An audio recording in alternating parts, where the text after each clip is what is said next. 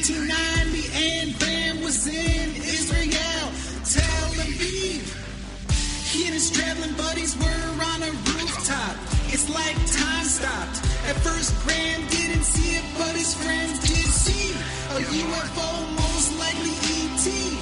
Graham prayed to the sky, probably said, I want to believe. Now this UFO had a trick up its sleeve. It came back swiftly. Please come back. Up over the horizon. Through the thin haze of clouds. It was polygonal. It was crystal clear like the shape. Its shape was a dodecahedron.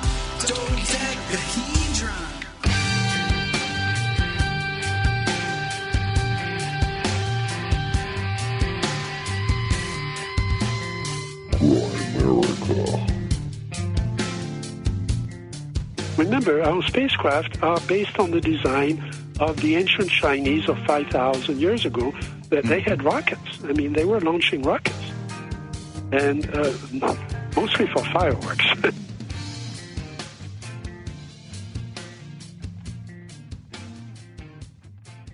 Okay, guys, welcome back to the Grimerica Show. We are going to be chatting to the one and only Jacques Vallee a little bit later about, you guessed it, UFOs. And, of course, Red Pill Junkie's going to join us for that interview, which is great to get those two together. I don't know if you guys remember, but we heard Red's story about how enamored he was to meet Jacques at, was that UFO Congress a few years ago? I think so. No, it was in Mexico, yes. Wasn't it? No, it was in Mexico City. No, I think it was... well, we'll find out. I think he went to the UFO Congress. We'll find out a little bit later. But, yeah, so looking forward to this one. And so is my co-host across from me here, the one and only Graham. I'm on video right now, and I didn't even know that, Dunlop. No, really? Yeah. Come on. Where is it? It was the best I could come up with on short notice. Why? I don't know. Why not? I like to surprise people. What do you do? Really? I'm wearing a robe, bro. Robe, bro? Robe, bro. A bro robe? Is that more apt? So why are we doing the video? I don't get it. I don't know, I just threw it up. For what? Because I figure we won't be able to do any interview videos this week, so right. I just throw the intro up and surprise you. All right. And now I've thrown you off your game for the intro, totally. So now I like you're vulnerable Where's the for the intro. It's there? That one. Yeah. Hi, guys. Probably nobody's watching because I didn't tell anybody. Good. So there's that. Well, the problem is I got to read emails the other way. That's the problem. It's not set up. We're not set up properly for this. That's okay. Anyways, I got to order some new posters for behind me as well if we're going to do video, just to switch it up a bit. Well, we got the new book, so we could, it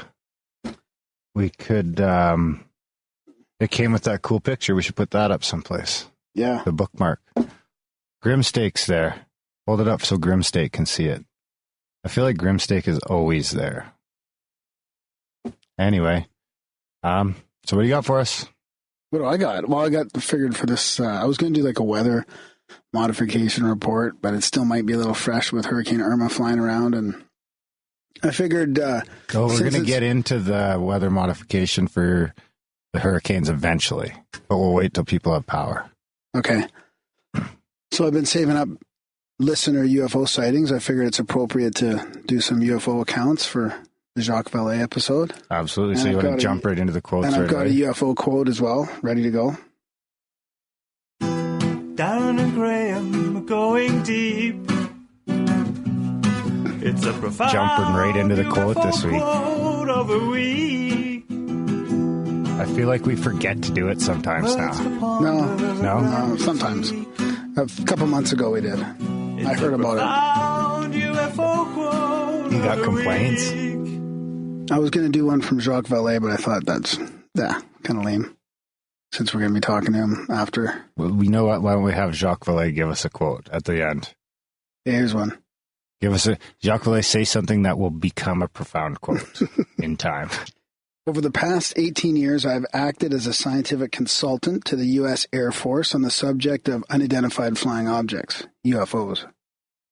As a consequence of my work on the voluminous Air Force files and to a greater extent of personal investigations of many puzzling cases and interviews with witnesses of good repute, I have long been aware that the subject of UFOs could not be dismissed as mere nonsense. And that was Dr. J. Allen Hynek, the chairman of the Department of Astronomy at Northwestern University and scientific consultant for Air Force investigations of UFOs from 1948 until 1969. Project Sign, Grudge, and Blue Book. It's a good year. Yep. I wouldn't know, but Woodstock and shit, right? Yeah.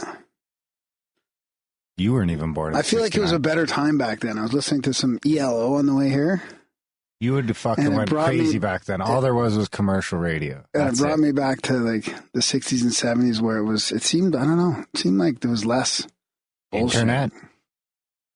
You take the internet out of the equation and we're right back there, buddy. Like I was listening to John Keel's essays on flying saucers and stuff, and it's amazing the stuff they were doing in the 60s. Like it was quite open, the investigations and all the people looking at it, and they were talking to the government about it. Now it's just all, it's all just ridiculed. I mean, it's opening up in a lot of other ways, I guess, but it does seem like in some ways we haven't even gotten very far. If it was still the fucking 70s, we wouldn't have a show, bro. That's Unless right. we were like recording onto tapes and handing them out at the mall. I guess that could be something. Could be. I suppose people were doing that too, right? I think it was more around. radio, I think. Radio? Yeah. Underground radio? I guess people were probably recording into cassette tapes as well, yeah. Well, when I was a kid, we used to record just for ourselves. In Do little, like fake little news things. little cassette tapes, And really? now here's Trevor with sports. No. Yeah. Here I am doing the fucking same thing with you 25 years later. Yeah. Except not talking about sports. No, talking about other stuff. Probably just as many people listening. Huh. Did I throw you off again? Yep. Do you have any synchros? No, I've got some sightings, so. Sightings? Yeah, sightings from listeners. From listeners?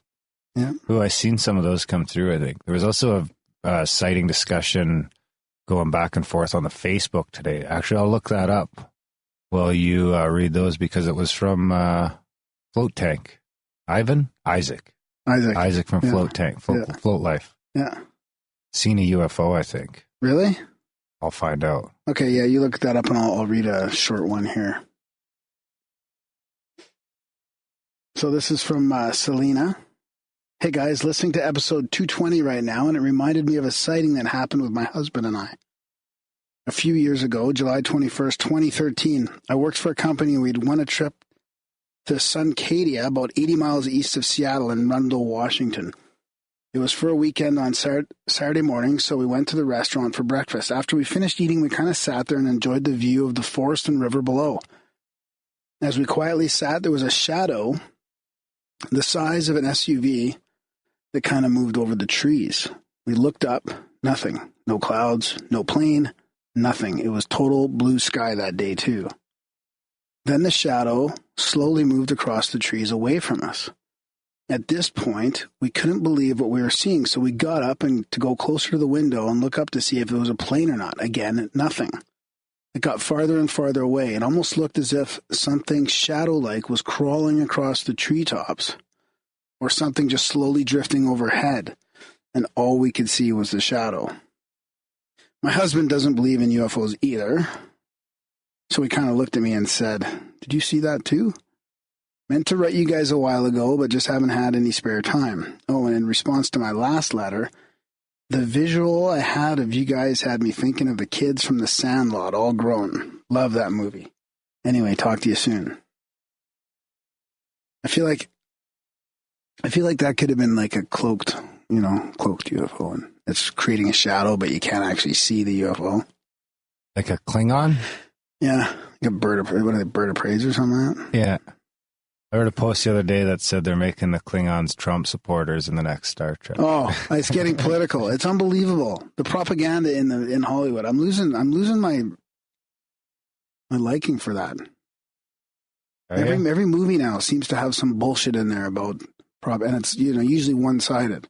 Oh no, it's Todd Macy's filmed some UFOs over London. Oh wow. And then they just started then Isaac said military drone, and that's how Isaac got involved, I believe. So Todd Akabesis was did a couple episodes ago with us, and wasn't it last episode? Was it? No, I think it was one before that. Oh, I don't know. Anyways, it was a great episode about synchronicities and synchro walks. Was great. That was just that was a fun one. Ooh, someone was going to check it out. Yeah, someone works just down the road. Yeah, we have a listener that's going to check it out. Fuck yeah! Report back. Yep. Or you're out of the UK posse. Just kidding. You could become the leader of the UK posse. Actually, whoever goes and busts into that fucking fireplace and solves a Shakespeare mystery becomes the leader of the UK posse. Yeah. Which episode was that now? Who was it? That was, that was going way back. Not way back. Alan. Alan? Alan, yeah. Alan Richard? No. Richard Allen? No. Oh, I'll find it. It's a Shakespeare one. It's a few eps back. I'll put the link in the show notes. It was a good one. It was like it was like a thriller. Yeah. Like a mystery thriller. Yeah. And he went and measured the pyramids. Yeah. People ask about him, that we should get in contact with him and see how it went. Should. Yeah, we should. Go for it. Alan Green, yeah. You know, he just came out of the blue. Some fucking guy emailed me and was like, you got to have this guy on. Had CC'd him, and it was just like, boom, happened. Yeah. I had no idea what we were in for. Yeah, that was great. And those are the ones where you just sit there with your hair blowing back. That was like a real life caper. Yeah. What happened next? So anyway, if you listen to that episode, your instructions are in there. But we didn't tell you to do that shit. Don't even mention you listen to the Grimerica Show. Delete all episodes of the Grimerica Show and destroy your phone before busting open the motherfucker. Okay, do you want to do a jingle for this? This is Rob from Italy. He's got a email. Got a UFO experience in there and a little bit of feedback. Have a jingle. Why not? Okay, how about this? And now another edition of the Grimerica Goodies by the people. For the people. Watch the lips. You shouldn't be on. Okay. Ooh, I know what I could jump into. Hi there, guys. Right to the point. Am I the first Italian Grimerican show fan? I hope so. What do you think? First Italian? No. We did that great episode on that lake in Italy. Lake Muerte? Nevi, maybe? Lake Nemi? Yeah. Yeah, with that Italian guest. He was good too. That was fun. Okay, I'm listening to the show since a couple months, and I really dig it. I like the fact that you guys... You are the first Italian to email. Yeah, that's probably true. I like the fact that you guys are very open-minded and don't fear any type of question or guest. Looking forward to supporting you with a donation and maybe a cool jingle straight from Italy. I wanted to get in touch with you just in case. I'd like to suggest inviting Angel from GreatGizaPyramid.com to the show. The guy's trying to reverse engineer the Pyramid of Giza, and he's pretty positive that the thing wasn't a tomb. Plus, he knows a lot about the code of Karl Monk. And it could be cool to add what Randall Carlson already said on the show. Well, 99% sure that the fucking Great Pyramid is not a tomb. Yeah. So what else? Is it Graham, the one tormented by UFO stuff? I'm not obsessed, but I can tell my personal experience. I was with my girlfriend in Austria, and we were drinking during the night. We weren't really drunk, but kind of happy, if you know what I mean. Anyway, it was summer and a very hot one. We went outside, we laid on a hammock and glanced at the stars. The sky was so clear we could see nothing but stars. We immediately saw a dozen of stars. They were just tiny dots to our eyes that were moving and moving fast. They seemed to be fighting and catching each other. They were making curves and sudden stops and all of these movements that stars don't usually do. They would change pace to a slower one, then accelerate like crazy again. We were stunned. The day after, everyone laughed at us when we told what we saw. They thought we were stone cold drunk, but we saw the whole thing in 2. No drugs involved. That's it. That's my only UFO experience. I tried to invite all my friends to listen to the Grimerica Show, but most of them don't speak English at all. Keep what you're doing. Translate that shit. And have a good one in Canada. We should get someone to translate the show. I wonder if our dry humor would come across in Japanese or something. Is it dry? I think mine is. Yours is probably dry. Yeah. Yours is just non-existent. Thanks, right? I laugh. I've had some good laughs on here. Yeah, absolutely. One of my best laughs are on the show. Yeah. What else you got? That's it. No, I got another one. Okay, you do that, and then I'm going to jump into some social media jangle. We got a C-SETI coming up. C5 this weekend. Probably going to do a sleepover again. A sleepover? Out in the forest. Ooh, it's going to be this weekend? Yep. You're sleeping out in the forest this weekend? Why, what's wrong? Is it supposed to be cold? Let me see. Hey Siri, what's the weather like this weekend? I know it went from like 30 to 8. It should be sunny in Chestermere this weekend. Daytime temperatures will start around 15 and will head up to 19, with overnight lows between... Oh, there's something you don't see in a while. Look, it's rainy every day but the weekend. Oh, nice. Yeah. Too bad it's going to fucking snow tomorrow. Yeah, it's pretty cold all of a sudden. Yeah, it's snowing. Anyways, I don't care. I'll just snuggle up up in a blanket, in a sleeping bag and whatever. That's it. Just for a few hours. Yeah. Apparently the cold's better to sleep in anyways. Hopefully they'll take the fire ban off. Yeah. So anyways, going up there this weekend, wish us luck. Okay. You want me to wish you luck? Yeah, I was looking for it, but you're too busy. I'm looking for the jingle. Okay, so this is a trip report / UFO sighting combo. You ready for it? Yes. So Graham, thank you for the show and all the wonderful hours of fascinating content you guys have given me. Here's a trip report with a UFO sighting that I experienced a few days ago. Last Saturday night, I had the welcome opportunity to use cannabis with intent. Ooh. Away from many of the day-to-day norms and distractions of my life. At approximately 11:30, I walked down to the shore of the lake at my childhood home under a particularly brilliant night sky. I centered myself, gave thanks, and focused my intent on being present in nature with myself. I smoked most of a cannabis cigarette. I'm a regular smoker, but my typical consumption is not much more than a hit or two a night from a one-hitter device. Done in haste without much intent other than a stress relief or as a creative enhancer. That being said, I am no stranger to the strong effect that cannabis and other entheogens can induce. I observed the stars for a while with focused breath, noticed the beauty of the still lake at night, and just enjoyed the moment, standing alone on the shore. What shore or what? What? Shore or what? He was at his childhood home on the lake. Oh, I was picturing the ocean for some reason. Oh, really? Was it a big lake? You weren't listening to the initial couple lines. I'm still trying to find the jingle. 10 to 15 minutes later, I made my way up to the pool, which sits slightly above the lake and offers a beautiful view of the lake and the horizon. All the lights in the house and pool area were dark, and the night sky was unobstructed. I lay in the water and floated my back with focused breath, eyes to the stars, and just melted for a while. I became lost in the breath, near weightlessness, feeling and the beauty of the stars. I played with my buoyancy and its relation to the amount of oxygen I carried, body position, the pace of my breath.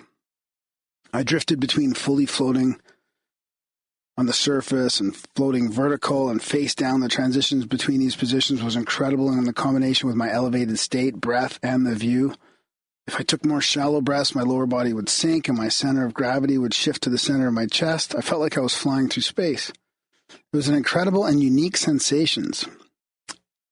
I'm not reading this very well. I drifted in this state. You need a drink of water. You want some water? I do, yeah. Dun, dun, dun, dun.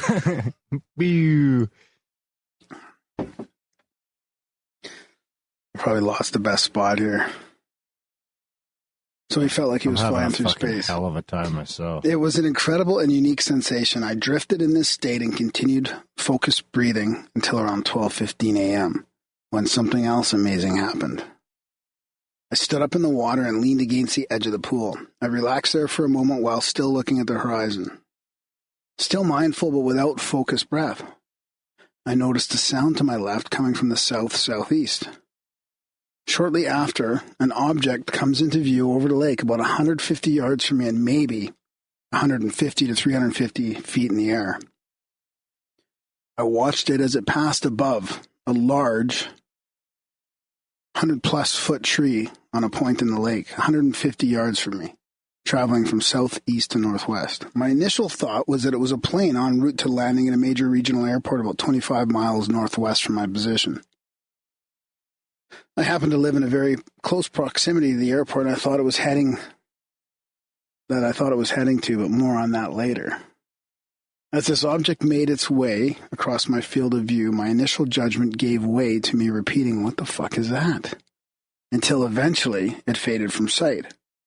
At first glance, it looked like a large commercial aircraft with typical exterior lighting arrangements. But as I watched it pass, I noticed some very odd things. It was very large, traveling very slow, abnormally loud, but in a way I'm not familiar with. And its exterior lighting was off in a few ways. The lights were very brilliant red, blue, white, burnt orange at the aft end. There were no flashing lights, and the main body moved through my field of view. The aft end became more visible, and at least 2 rows of 3, maybe 4 glowing burnt orange light sources became apparent. These were not traditional navigation or landing lights. They seemed to be the glow from some sort of propulsion. My jaw was on the floor as I watched it fade out of sight. I stood there in disbelief for a few moments and started anchoring the details into my mind. I noticed all the things I relayed above to the best of my ability. The sound it made was a combination of a normal jet-type propulsion, but under low power, combined with a powerful humming, like electric crackling frequency. I'm trying to relate its size to aircraft I'm familiar with, but the best I can do is the largest of commercial aircraft, i.e. a 380 Airbus or a military C-5, which can be quite a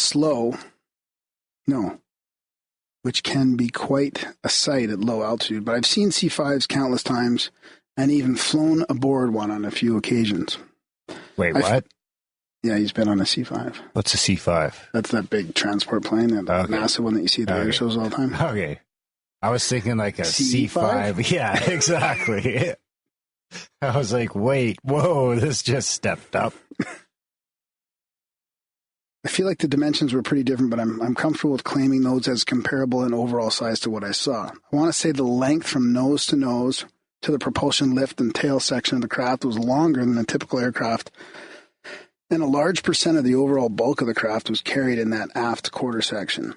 Picture a long cylinder with a large rectangular structure at the back, no apparent wings or lift producing shapes in sight. I don't know how to explain what I saw. I get how he's trying to anchor this in his mind, because that's kind of what happened to me when you saw your double decahedron? Yeah, I was like thinking about all the details and just sort of anchoring it in my mind, like trying to just remember it all. Like, too bad you didn't have an iPhone. I know. It still wouldn't have been a shitty picture. Yeah. Did you lose your spot? Yeah. So he says, I still don't know how to explain what I saw. It was a very surreal experience from start to finish, and I stayed up for another hour or so, still reveling in the sighting and overall sense of well-being from the meditation/pool experience. So, caveats. I'm by no means an expert on aircraft ID, but I was in the Air Force for 6 years and worked on the flight line in close proximity to many other aircraft. I also lived 2.5 miles as a crow flies from an international airport with fairly consistent and heavy traffic. I'd say I'm very familiar with the sight of aircraft flying in close proximity to the ground because I see them landing or taking off pretty much every time I open my front door. I'm also aware of what air traffic looks like from my parents' home where this sighting took place. I've never seen a plane fly so low there. It's mostly cruising altitude with an occasional jet starting its landing approach or still climbing to cruising altitude, but even those are many thousands of feet up. I can't imagine why such a large aircraft would fly so low to the ground 25-ish miles from the airport. As I stand here now at my house typing this report, I'm watching a commercial jet coming into land, and it's easily twice as high as the craft I witnessed. That's the other part. Jesus, man. The skeptics want to just say, oh, it must have been a plane or it must have been this and that, something conventional. But when you see planes all the time, you know the difference. I keep forgetting we're on video, too. What do You know think? what's funny?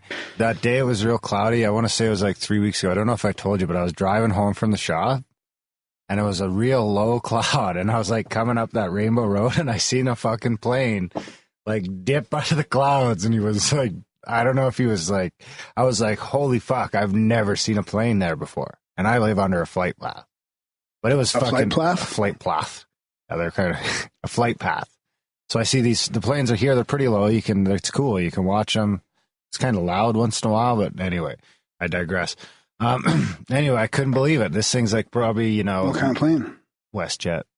See, you could even tell what kind of plane Yeah. it was. I mean, this is the difference, right? Yeah, and it just like dipped out of the clouds and was like, whoop, and then back into the clouds, and I never seen it again. Huh. For a second, I thought I was going to see a plane crash. Yeah. Yeah. So he says, also want to make a note on the meditation and breathing work I was doing in the pool. Hey, did you bring the paintings? No, I didn't. Come I'm going on. to interrupt the last part of the story Sorry. here. It was a very incredible and unique experience for me. I've had a handful of float tank, like sensory deprivation sessions, and despite the difference in some of the unique conditions you experience in the tank, floating in a pool like this, alone with the night sky displayed it all in glory, was amazing and not to be discounted. Next time I get in the tank, I will for sure be doing some breath work. Thanks again for an amazing show. Peace. Thank you very much. Yeah, that's from Kent. Thanks, Kent. Yeah, okay, there we go. Jeez. We had the new moon, dark sky, which is great. What are you doing? Had a planned camping. Closing out the segment. Went back there for the night. Crystal clear. Darkest night. Decided to read that meditation, did the singing bowl, and that shit starts happening. Pow, pow, pow. We started seeing flash bulbs. Okay. Okay. Streakers coming down. Graham Dunlop. Okay, that's enough. That's enough. Come on. Take my last name out of there. That's just a bit too much. I say your name every episode. I know, but that's different. Is it? Yeah. I It's true. I don't know. It's like the greatest thing ever. So anyways, we should do our support spiel, right? Oh, yeah. Okay, you do it. Well, the best way to support the show, because we have no ads, no sponsors or affiliates or anything like that, is to donate any amount. Any amount. The best way to support the show is just sign up for a monthly recurring amount, which you can do at grimerica.ca/support. You got everything there from $1 a month to $30 a month. But any amount will get you the black budget Any support amount, feed, even a one-time donation. which is extra content. Yeah. I don't enjoy sending out the feed. If you do like a one-time donation of $2, it really like irks me. But, yeah. So, okay, let's talk about this. This is the process. You donate anything, and then Darren actually manually writes you an email with a link. They're literally a two-man operation. Plus, actually, that's not true. So it's nothing automated here or anything like that. So if you don't get an email that day, at some point, like it's not going to come right away. It's whenever Darren gets around to it. Just if you don't get it, you got to tell us and email us, and we'll make sure you get it. Yeah, if you don't get it Darren within, forgets sometimes. He doesn't even read my emails at all, so I can't imagine how he's managing this process. If you don't get, I think I've got everybody. If you're a subscriber or a donator and you don't have it, then let me know. And if you do sign up for a monthly or do a donation and you don't get it within like 3 days, you could email me. Yeah. Don't feel like you're bugging me. Yeah. Because I might like be halfway through it and something happens, or I mean to do it and then, it just happens. I think I get everybody, but who knows? We're only a two-man operation here with some help from we get outside lots of help, yeah. but all that stuff is two-man. Yeah. It's all volunteer help. Exactly. Thanks for volunteering, motherfuckers.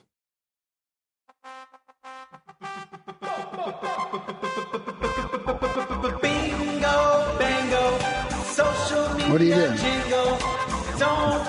Well, I thought we had more time left than we do.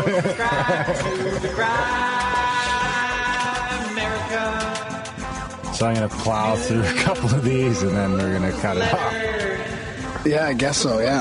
Because we've got an interview starting. We're running out of time here. We've got an interview starting in 4 minutes. Yeah. Time flies in the igloo. Yeah. It's next level. Okay, we've got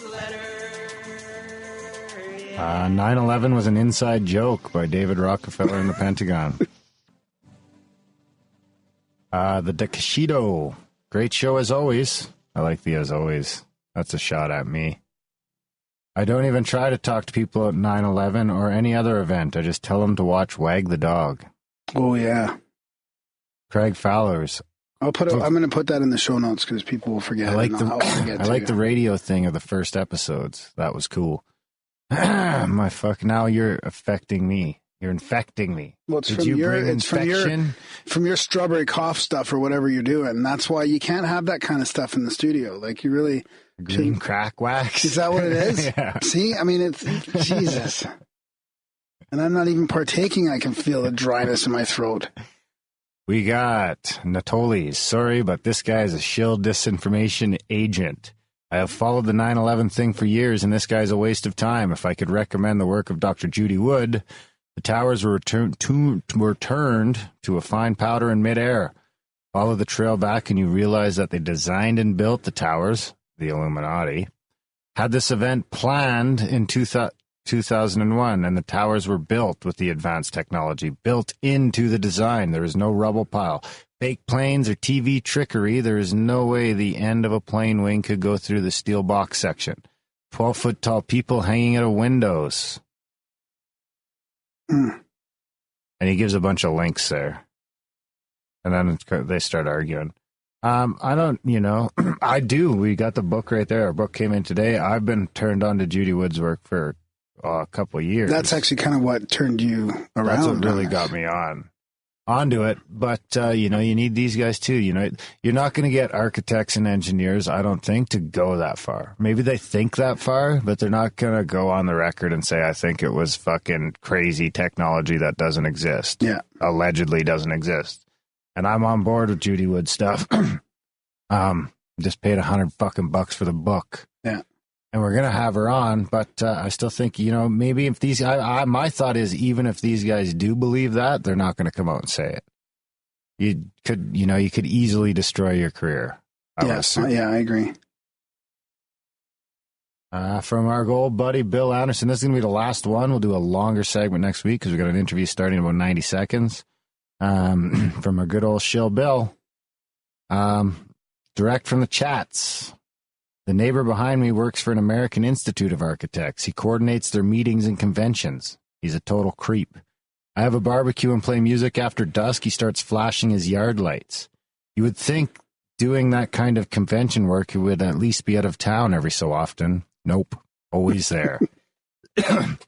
Young daughter of the other neighbor tries to practice violin in the yard during the weekend. He is bitching and yelling over the fence.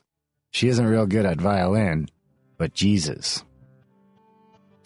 And Joe Marr replied, well, you know what they say, Bill, you can't pick your neighbors. This should always be regarded as law, as opposed to a theory or opinion. I have been able to find no way around it. You find the perfect abode, and some person will come along and put a fly in your soup. The next time I find a house I'd like to buy, I will sit outside of my car like a creep just to monitor flight traffic. But until they invent an asshole detector, I doubt I'd be able to spot a bad neighbor. And we got our buddy Coop says, bless up, guys. I don't quite know what that means, but I like it. Hey, thanks, Coop. everybody. Speaking of that, Coop's in the chat doing his fucking peace emojis again. Hey, Coop. Hey, guys, thanks for tuning in. We're going to fucking bounce so we can get into this interview. Yeah. And, enjoy the chat with Jacques Vallee. The one and only Dr. Jacques. Is he a doctor? And Red Pill Junkie. You doctor? I don't think so.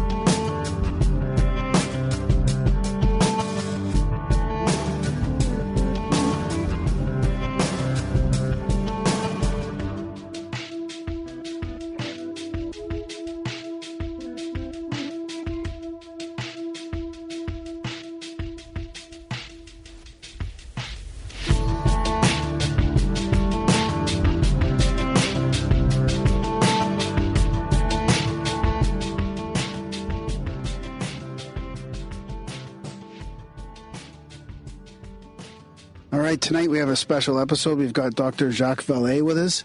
He's a legend in the field of UFOs and ufology for decades now.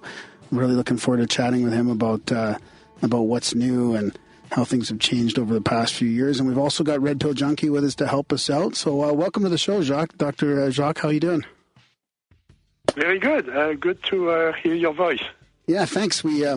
We heard your episode on Skeptical there with Alex Sakaris. It was fascinating, and we really wanted to get you on the show. And the first thing I wanted to kind of pick your brain about, because I've been listening to Keel's essays on UFOs going back to the 60s, and I felt like so much was going on back then, and here we are 50 years later, and in some ways you could say that we really haven't made a lot of progress. I mean, some of the theories that you guys had back then were, they're still valid today, and we haven't really seen a lot of change. I mean, would you agree with that?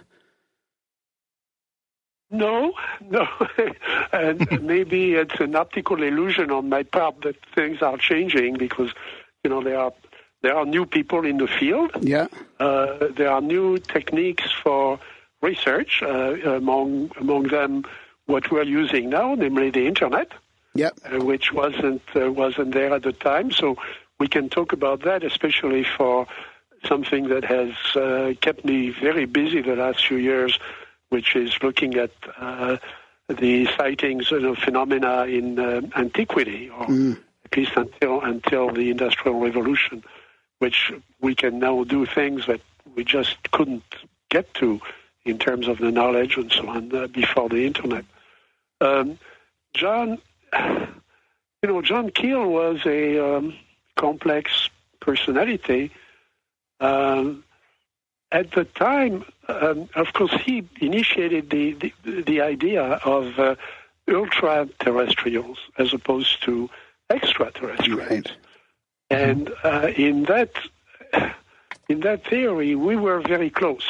In fact, he was mad at me when I wrote one of my books, especially Invisible College, because he was coming out with his own book.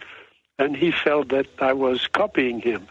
And, of course, there was no way I could have copied him. I was on a different track. But we were really going in parallel directions and going beyond the idea of just ET, spacecraft, and so on. Because by then, I'm talking about the mid to late 70s, it was already clear that what the witnesses were describing wasn't a spacecraft, that it was something much more complex and in some ways much more interesting. So that was my, and then after that we became friends.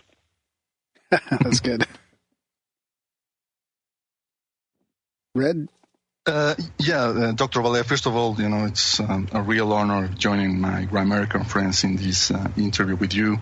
I wanted to mention how last week was the 40th anniversary of Close Encounters of the Third Kind, which obviously is like a, seminal movie, and that really brought the idea of UFOs to the masses. And we know that you, one of the characters was kind of loosely based on you, Lacombe, and that you also consulted to Spielberg in the movie. In fact, you were trying to discuss with him, how UFOs are not necessarily extraterrestrial craft, but he was kind of like going in the way of, ETs is what the people want because it's what they expect. It's easy to understand, so I'm going with that.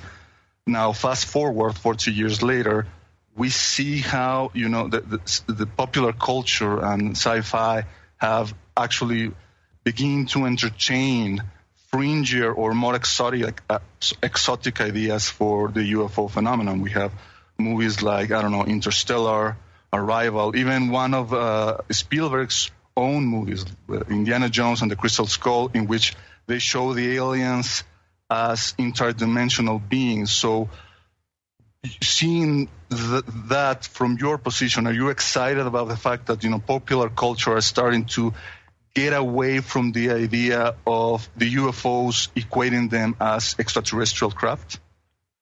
the Crystal Skull, the production company had bought the rights to a novel that I had written initially in French and then translated into English.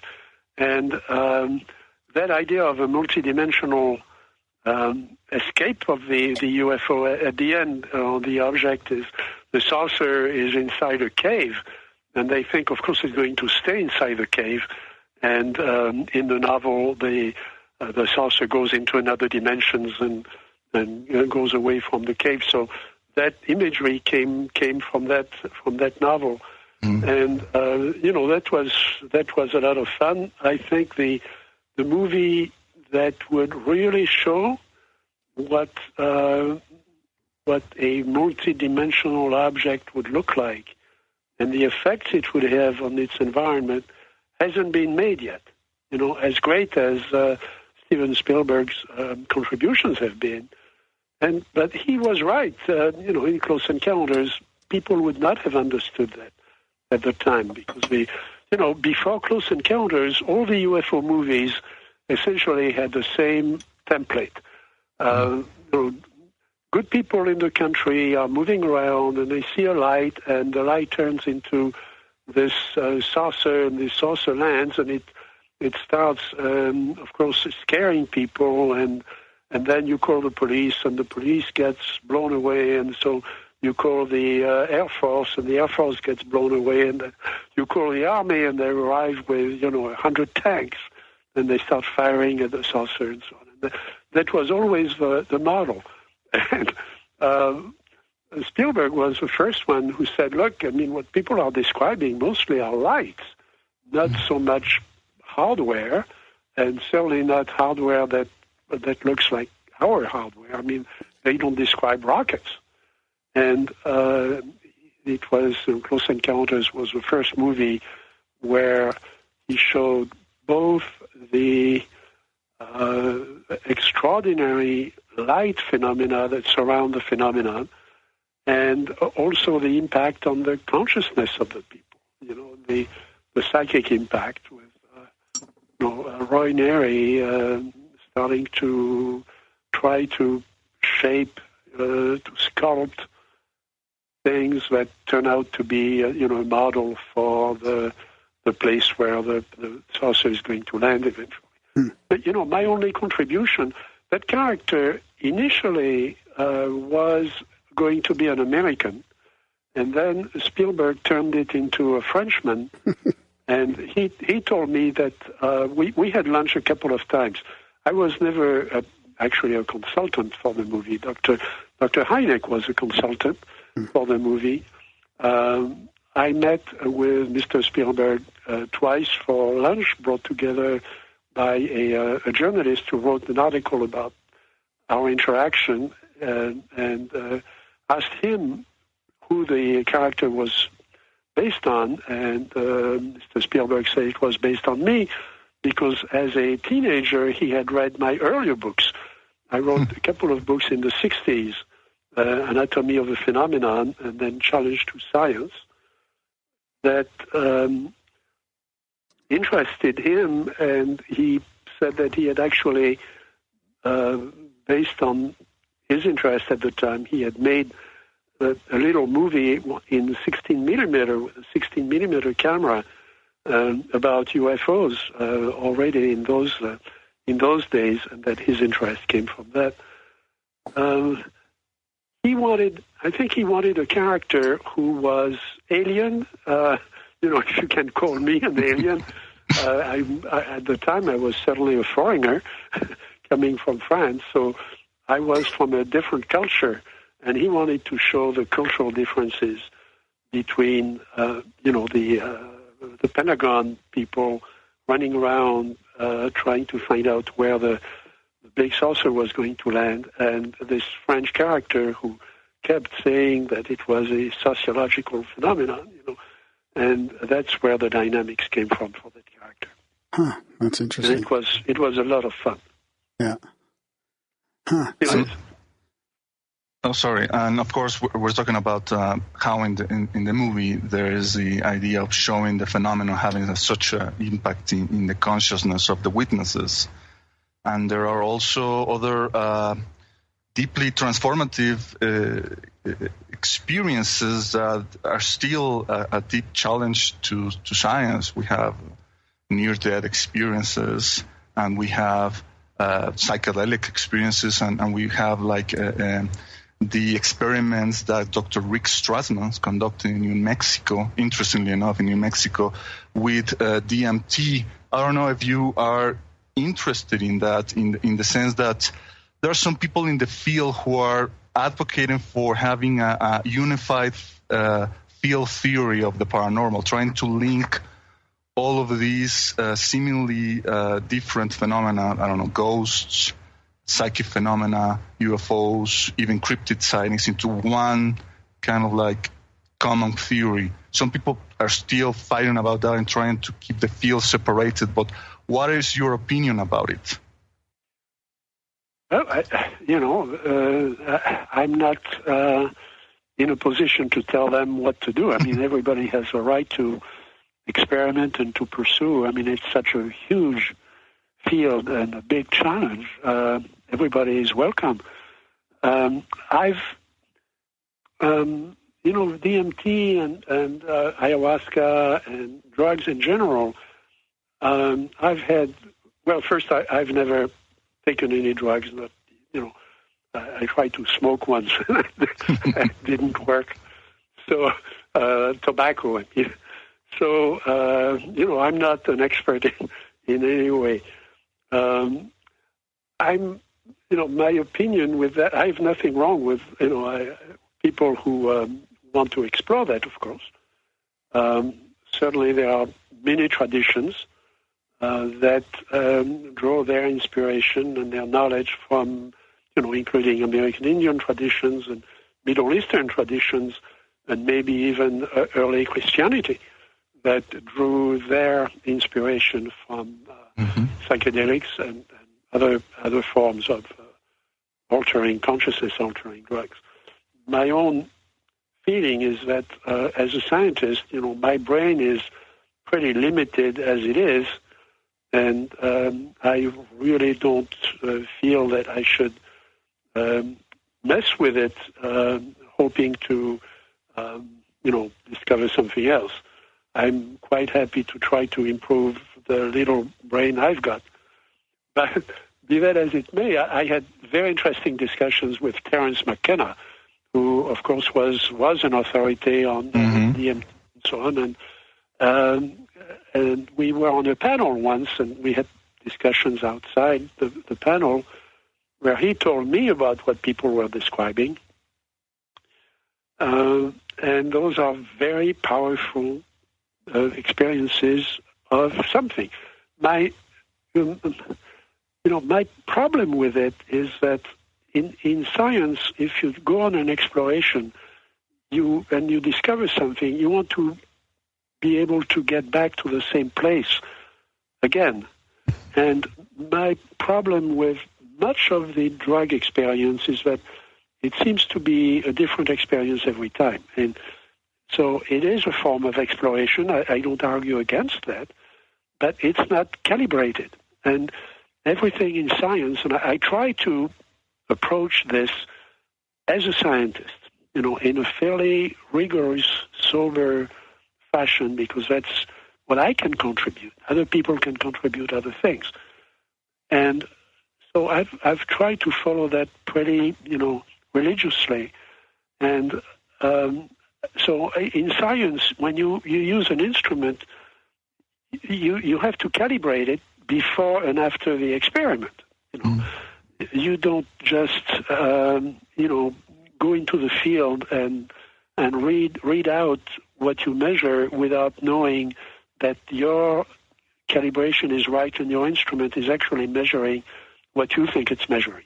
Yeah. So in what I've done, I've always tried to do that. Of course, with this phenomenon, you can't always do that because you're swept away by what the witnesses are describing and the variety of experiences they have, and that's what you have to deal with. But they still try to apply, that rule.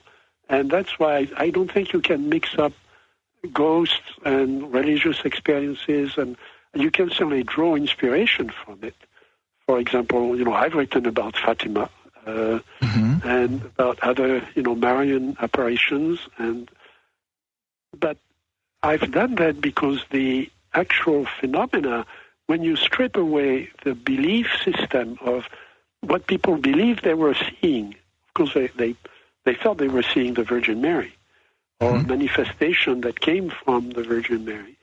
But so I respect that and I put it aside, but what they are describing is a light and a disk and heat effects and color effects and all of that, which I can recognize as the same kinds of physical effects that people are describing in UFO cases.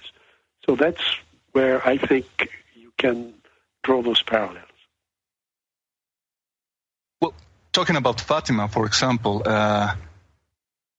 it brings the question of just how powerful is the phenomenon.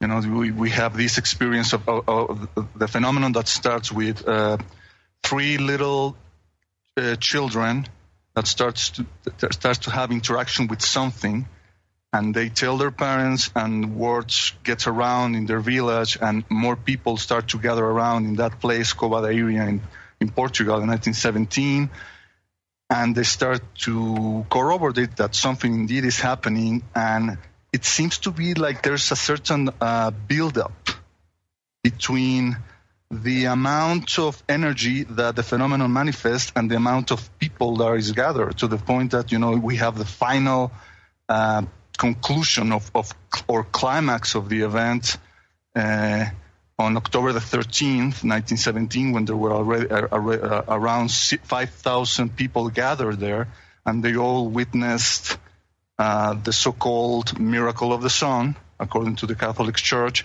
and there were people of all walks of life. There were even people who weren't there because they were believers, but because they wanted to actually mock the believers. There were skeptics, there were atheists, and they all saw something, not necessarily the same thing, but they saw something. So could we interpret this build-up as something that the phenomenon needs in order to manifest into a reality?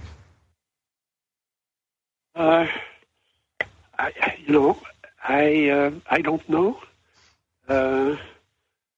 The phenomenon seems to be quite capable of manifesting anytime, any place it likes. Yeah. Including in the middle of the deployment of the American Pacific Fleet a few years ago in 2004.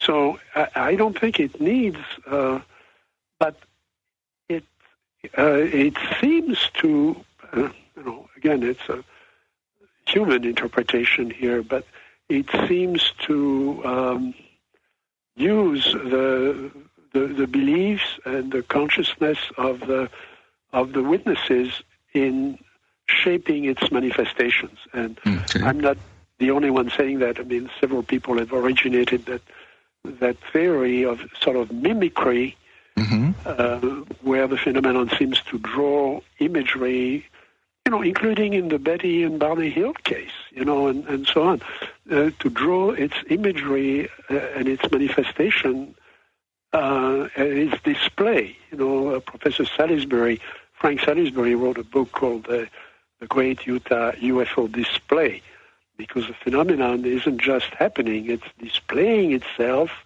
at the right time in front of witnesses that it seems to have chosen. And that's a very complex aspect of it. And it makes it, of course, scientifically, makes it very, very difficult to study. Now, you mentioned Fatima. There is a very intriguing parallel between Fatima and the Virgin of Guadalupe in Mexico also, which is, to me, is an extraordinary, mix of probably some hoaxes on the part of the clergy, but also, a genuine phenomenon. And certainly the sociological phenomenon is there. I mean, you had 6 million Indians converted to Catholicism. after after that was revealed. But there was a single witness. Wow. There was a single witness, but he brought back, unbeknownst to him, he brought back an image on his tilma, on his vestment, on his jacket, essentially. That was an image that was so powerful that it forced the attention of everybody in the palace of the bishop, and started this mass conversion. Fatima,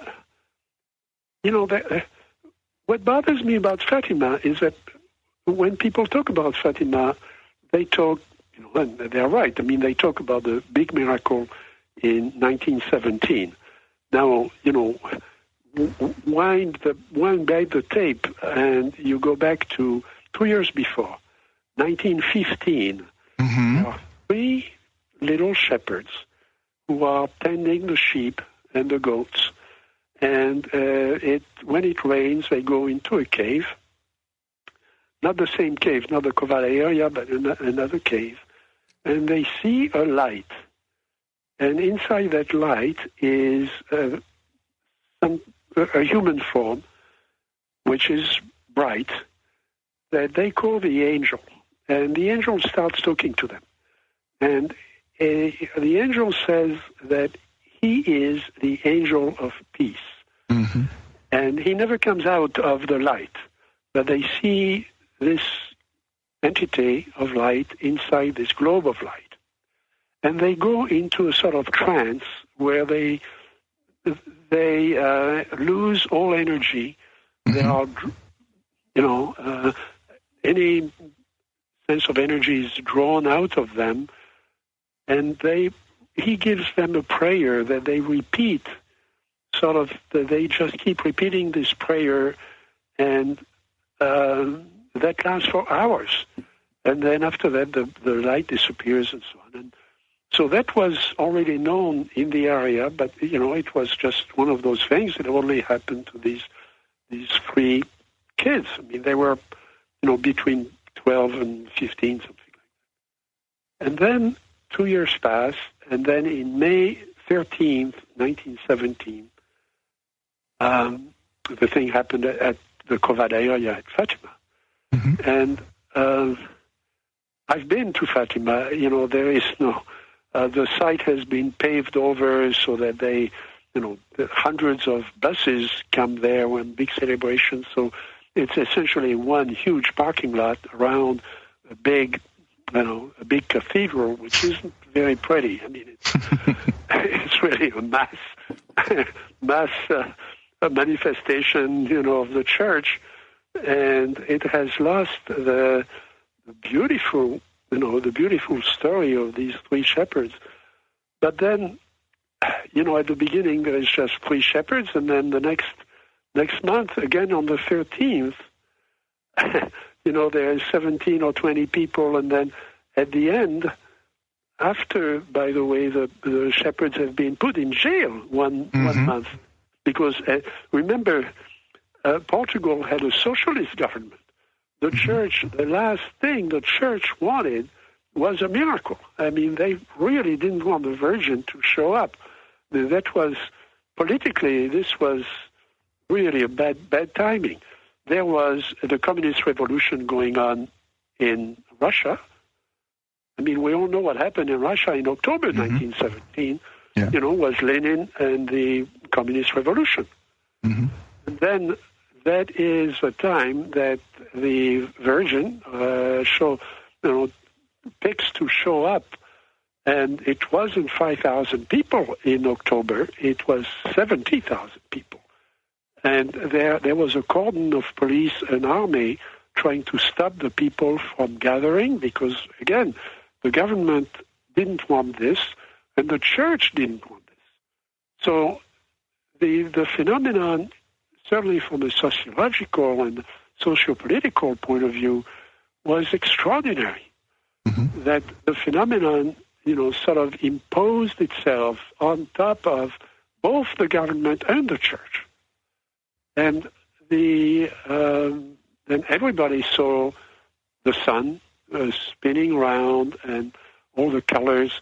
There was a professor of physics from Coimbra University who described it as monochromatic sectors rotating in the sky. I mean, meaning sectors of a single color, blue and pink and yellow and green and so on, spinning around where the sun should have been.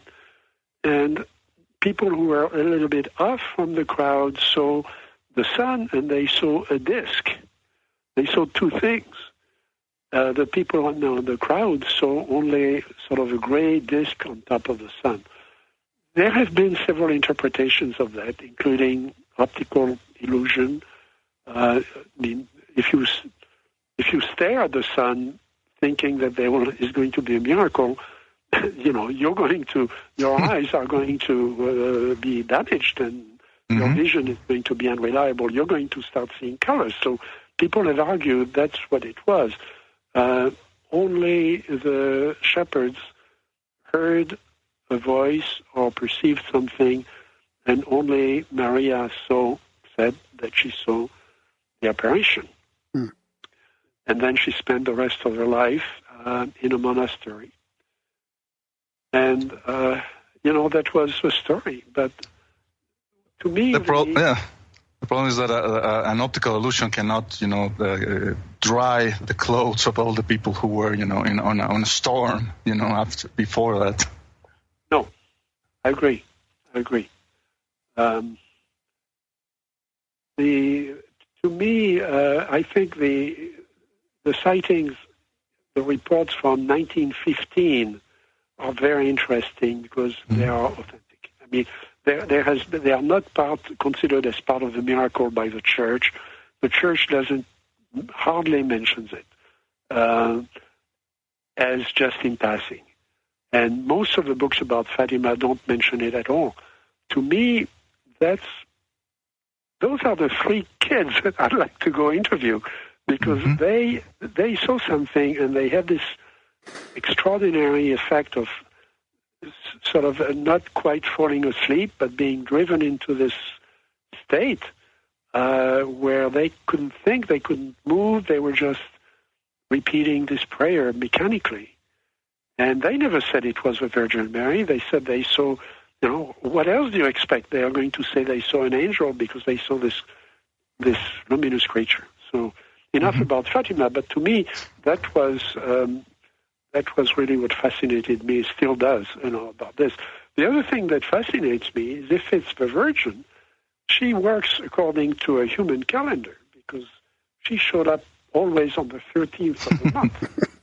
So how does that happen? Yeah, very interesting. So switching topics a little bit to the kind of more on the ETH type vein. I mean, I wanted to get your opinion on this. So, I think this is one thing that's changed. Like, we used to have the contactees way back when, but now there's a movement and even just putting aside the organizations and the personalities involved in some of this, but a movement of people making conscious contact with something, meditating and getting together in groups and going out. I mean, there's hundreds of them in one organization and a bunch more in another organization. So how do you reconcile that? I mean, it's pretty easy for people to stick with the ETH when they go out and try and make contact and they see stuff. I mean, like the other night we were out, and I'll be going out again on Saturday, but there was just 6 of us, but we definitely saw anomalous lights and flash bulbs and all kinds of different stuff going on. How do you reconcile that with the research that you're doing, and does that interest you at all? And then on the other side, what should we do as a group maybe to better document, or we talked about, measurements and calibrations. I mean, it's very hard to do that. I mean, you can test, you can try doing the same thing, the same meditations, the same type of, the same people, the same location, the same lunar calendar, that kind of stuff. I mean, I guess that's part, but is there any other things you would suggest?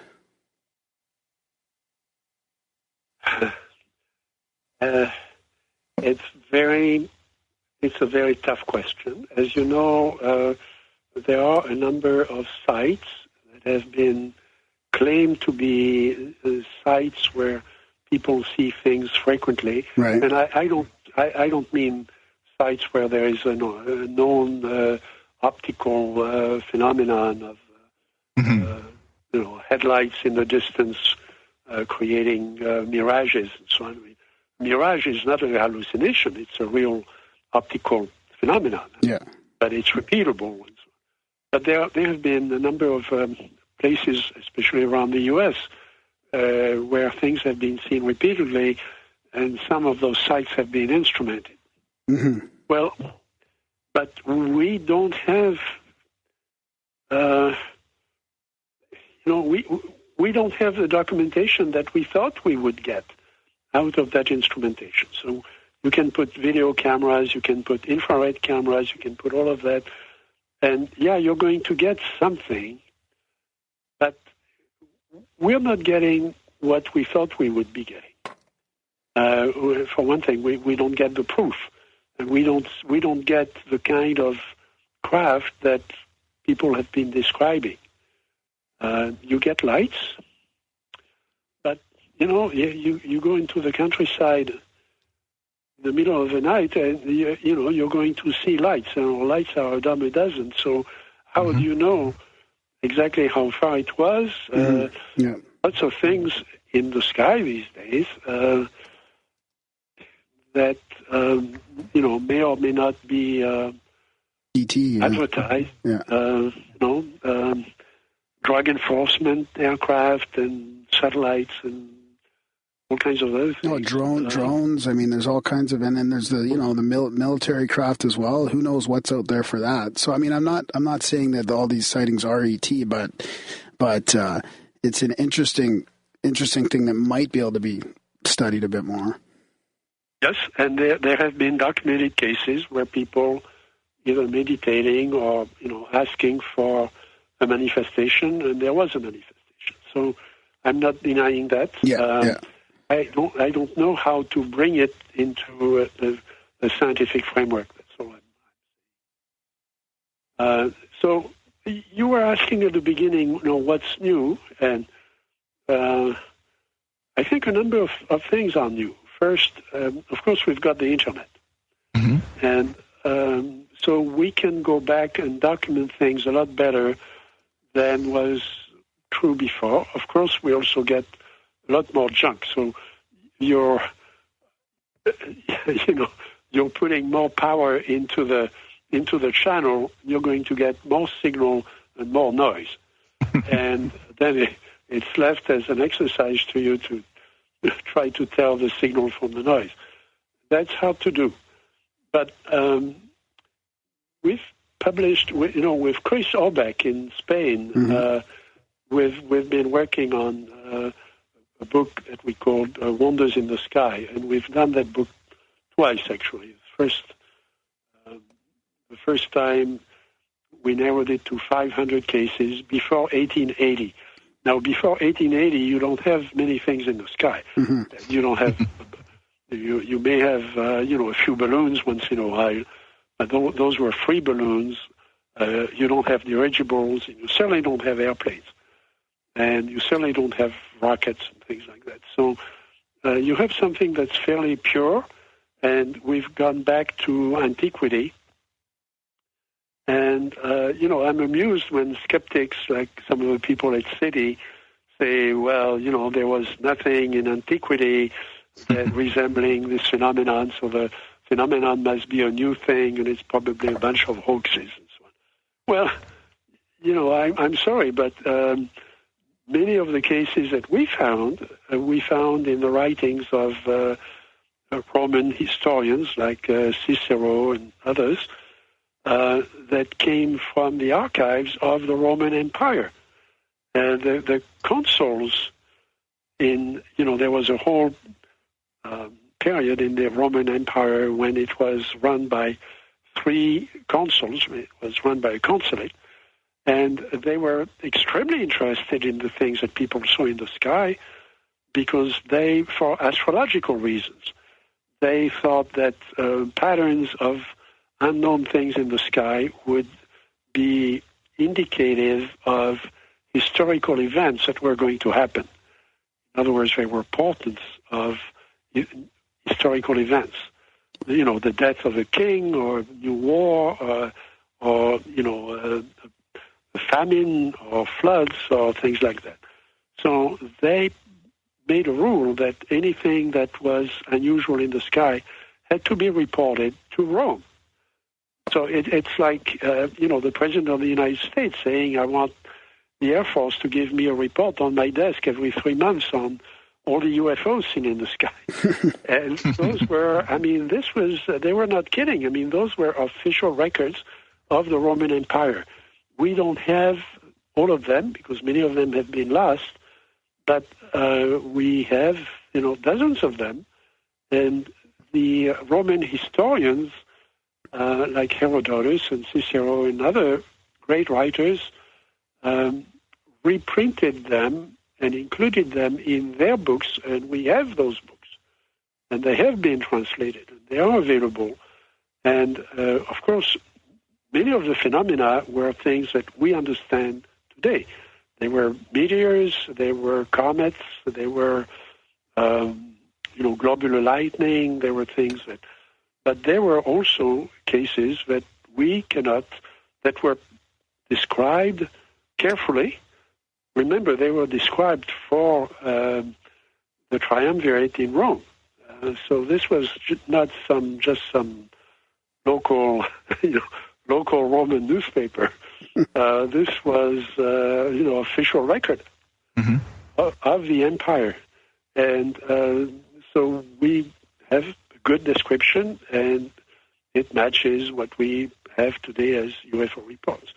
So we started from that, and then we went across to, the 16th, 17th century, 18th century. In the 18th century, you start having a lot of reports from astronomers, astronomers whose names we remember today. And again, those records, you cannot say that that was hoaxes and hallucinations. So we have hundreds of those, and we've covered them in this book. And the patterns are the same patterns that we have from the reports from the U.S. Air Force and from modern UFO reports. So that is new because there were books before about UFOs in antiquity, but they did not have access to that caliber of reports because a lot of this is, you find today on the Internet. And, you find it not because of ufologists, but you find it because archivists and librarians and historians have been scanning those records and putting them online. So those you find it in archives of universities and big libraries, museums in Austria and in Germany and so on, very often with drawings. Now, the drawings were not made at the time. They were not made, by the Romans, but they were made in the 17th or 18th century by people who had already gone through those records. And that's very rich, very interesting research, and I'd love to, if I had more time, love to extend it to now the late 19th century and the early 20th century. So there's enough there for you to keep going on that? Oh yes, Chris Holbeck and other people like Jerry Clark and others have looked at the records, for example, of the airship sightings just in the 20 years between 1880 and 1900. There are 10,000 newspaper reports of airships. So, that would boil down, and there were many hoaxes also. So you'd have to go back and see if the witnesses really existed. And so, there's a lot of research to be done, but there are certainly hundreds of valid reports, in addition to all the fancy reports. That's amazing. So that's good to hear. There's lots of that. I didn't realize it was so, there was that much stuff getting put on the Internet from the old archives. That's good. So what about the physical evidence you guys are looking at as well? So there is three kinds of physical evidence, of physical, let's say, physical samples. Okay. One kind is the implants. And, we could spend another hour on the implants. Mm-hmm. Mm-hmm. I'm not an expert on that. I was very skeptical of it. When Mr. Bigelow had the institute, the NIDS, National Investigation Institute, we looked at about a dozen claims of implants from Dr. Lear and others who brought that to the labs.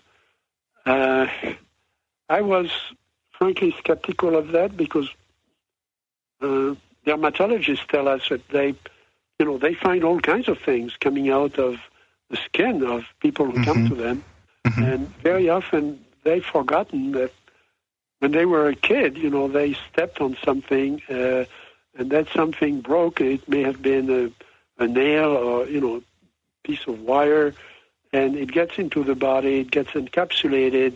The body takes care of it, encapsulates it in some way, and moves it around, and then it comes out 20 years later, and it looks like a strange object. And I mean, all the dermatologists know that because people go to them and they extract it, and so I thought maybe that's what it is. I mean, I'm not a doctor, and since then I've changed my mind because some of those things from Dr. Lear and others, do have strange composition, and some of them couldn't be matched. But I'm not an expert in that. I don't know. I wouldn't know where to start if somebody came to me with something like that. But I would send them to a dermatologist. So I'm not really studying that. I shouldn't be studying that. There are two other things. There are, at the other end, claims of things that have crashed, like, Roswell. So I've heard all the stories. You've heard about Roswell.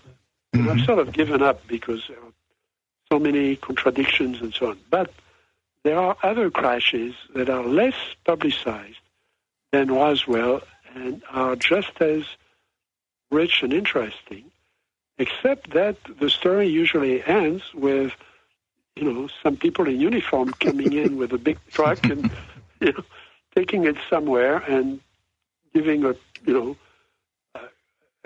some fancy explanation to the witnesses and telling them not to talk about it. Well, of course, the witnesses are going to talk about it sooner or later, and but I don't have the evidence. I don't have the sample to study. Yeah. However, there are other things that I have, where I have some of the evidence, and other people do, and we've started trying to share it, of things that I call ejecta. I mean, things that have been ejected by an object. And very often in conditions where we know the witnesses and we have, we believe witnesses are telling the truth. What usually happens is somebody sees a disc flying around, and it seems to be in deep trouble. It's oscillating and seems about to blow up. And then other objects come close to it, seem to stabilize it. Some metal gets ejected, and it's in fusion state. It falls on the ground, and it's too hot to touch, but eventually it cools down. The disc is stable now, and everything flies away. And what you're left with this metal that's been flowing, and becoming solid on the ground. People pick it up, and they take it to a factory next door, and they take it to a lab or to a university, and it's some sort of metal, some sort of alloy of different metals, and very often it looks like, some industrial materials. So they're told, well, it doesn't look really strange, and, you do what you want with it. And people keep it as, in an envelope, they put it in a drawer, and they forget it. Mm-hmm. Well, we have some of those. There is a celebrated case in Brazil at Ubatuba that apparently there's some question about the date, but I think it happened in 1957, and there was quite a bit of material and has been preserved. It was studied by Professor Sturrock at Stanford University. The material seems to be very pure magnesium. Now, there is no such thing as 100% pure magnesium because it would ignite and burn in contact with the air, with the oxygen in the air. So the magnesium that we have is protected by oxide, but essentially it's very, very pure. It's purer than the standard of magnesium. On the other hand, you can buy the standard of magnesium and you can refine it further if you want to, for in a lab or in a big industrial factory, for example, for aerospace applications. So maybe that's what it is, but it doesn't seem to have the same isotope ratios as ordinary magnesium. So we continue to look at that. I was in... So there is a colorful history to those samples. APRO, the Lorenzen UFO research group, in the late 50s, got some of those samples from a very reliable investigator named Dr. Fontes, who was an MD in Brazil. And I actually knew Dr. Fontes. He came from Chicago, and I spent a day with him, and he gave me some of his records. Dr. Fontes had some samples that he gave to APRO, and the U.S. Air Force said, we'd like to test it. So they gave us a sample. Those were microscopic. I mean, it was very, very small quantities of it. And the Air Force blew it up and trying to test it. So they went back to the Lorenzen, and they said, can we have another one because we blew up the one you gave us? And the Lorenzens wisely said, we don't think we should give you another sample because you blew up the first one. But they gave a couple of the samples to Dr. Sturrock, and those were studied under good conditions by different labs, including a French lab who studied the isotopes. And it does look strange. One of the isotopes seems to be in a higher quantity than it should. On the other hand, if it comes from space, the isotope ratios in meteorites are different from the isotope ratios of metals on Earth, which is not a natural phenomenon. So, there is some argument about that, but there is very, very little of that material. Now, I was in Argentina 6 months ago on another case, and I saw two fairly large samples, the size of a walnut, which is pretty large. I mean, we don't need that much material to do an isotope analysis. And the people in Argentina were kind enough to give me part of that. So we are going to be redoing those experiments that Dr. Sturrock did, and we'll have, because we have plenty of material. And we're ready to share it with anybody who wants to. I mean, this is the kind of thing where this should be a real science, where you share the material and the results with your colleagues, wherever they are. So I'm trying to find another French lab that would be willing to share the material with us and redo the same experiments. Are you hopeful? Are you hopeful that will eventually show? And I mean, I know you can't really speculate on it, but that'll eventually show that something is not natural from outer space. Like even can you look at old like out of place artifacts and some of those things as well through isotopic? Yes. So we're not ready to publish anything because this is just preliminary. But in Silicon Valley, where I am, those instruments are available. I mean, those the instruments you use are mass spectrographers, Mm-hmm. and they are very busy. I mean, those are expensive instruments that cost about $7 million, Mm-hmm. and people are busy with them, especially geologists and people who study meteorites. Mm-hmm. And of course, they find isotope ratios that are different from Earth, and those are extraterrestrial.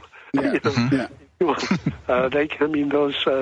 meteorites come from the other end of the solar system, and they crash on Earth, and so you have a standard there for what's the kind of ratios that are found in science. But those are geologists, and they use those instruments 24 hours a day. So, but there are other newer instruments that we have access to. So, and that's what we find. So to jump to the punchline, we find something that is very curious. We thought we would find either that those were terrestrial ratios, mm-hmm. and there is nothing wrong with that. Even in the UFO context, I mean, they could be using terrestrial materials as fuel or whatever. Mm-hmm.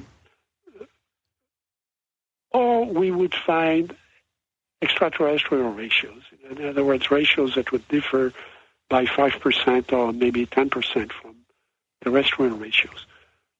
We find something that's very weird. That is neither terrestrial nor extraterrestrial. We find evidence of things that have been re-engineered, where the isotopes have been re-engineered. Wow. For example, there is one element that has 5 known isotopes in different frequency, different abundance. And in the sample we've got, 2 of the isotopes are not present, and the other 3 are present at 33%, 33%, and 33%. Now, the only thing that can happen is if somebody has separated the isotopes and then reintroduced them into an alloy for some reason that we can't fathom what that reason would be. Especially if it comes from 1947. Because in 1947, we were doing isotope separation on uranium, 235, 237, and so on, to build a bomb. But those were the only, and that was very expensive. It was super secret. It was very difficult. It was, and there was a race to do it before the Germans could do it and, produce the bomb, which we did.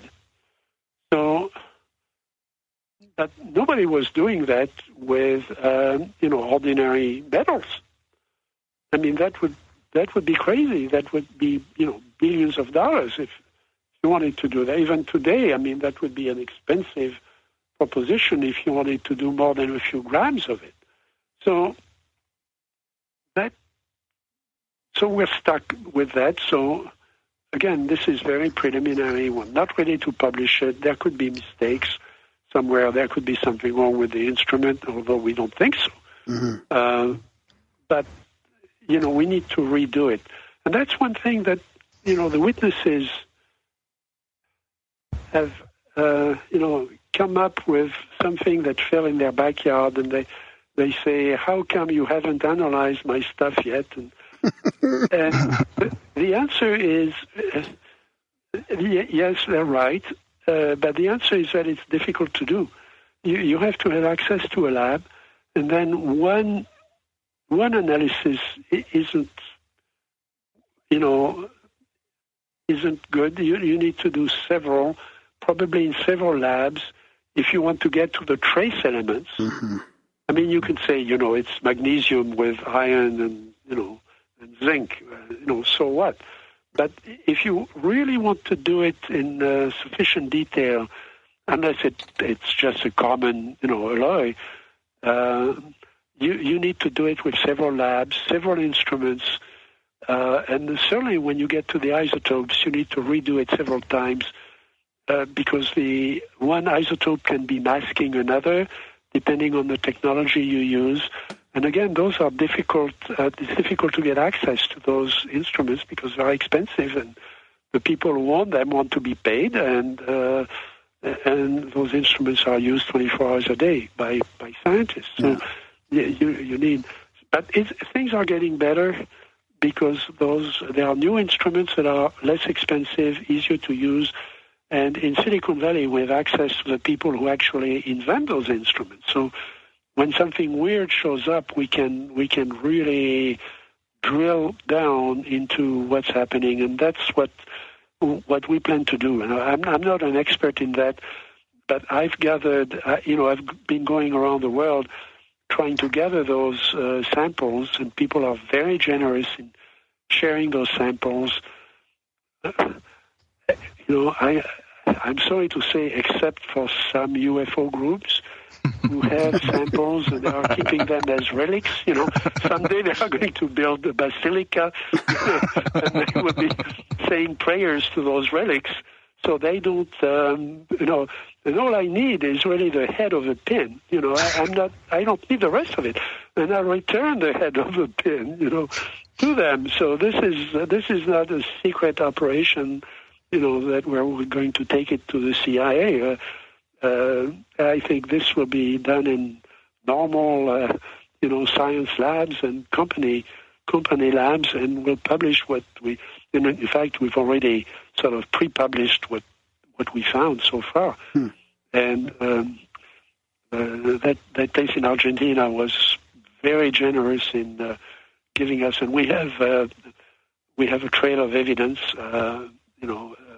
of the data and so on, so we know where it comes from, we know who handled it and how, and all that is open. And again, if some lab in Poland, wants to test it, we'll send them the thing by FedEx. I mean, there's no great secrecy and no great, we're